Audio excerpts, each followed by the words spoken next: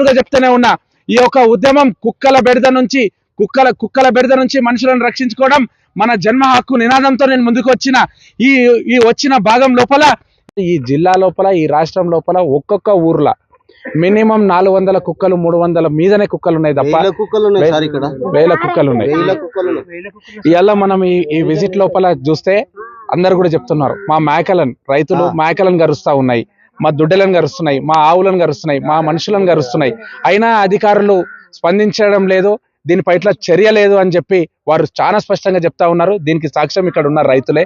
కాబట్టి ఇప్పటికైనా నేను ఈ జిల్లా కలెక్టర్ గారిని, అదే విధంగా స్థానికంగా ఉన్న స్పీకర్ గారిని, అదే విధంగా ప్రభుత్వంలో ఉన్న పెద్దలను అందరినీ కూడా నేను కోరుతా ఉన్నా, డిమాండ్ చేస్తా ఉన్నా, అయ్యా మీరు ఇప్పటికైనా కళ్ళు తెరిచి దీని పట్ల చర్యలు తీసుకొని ప్రజలను ఈ కుక్కల బెడద నుంచి రక్షించవలసిందిగా నేను కోరుతా ఉన్నా. ఇంకొక విషయం, ఇవాళ కెరళి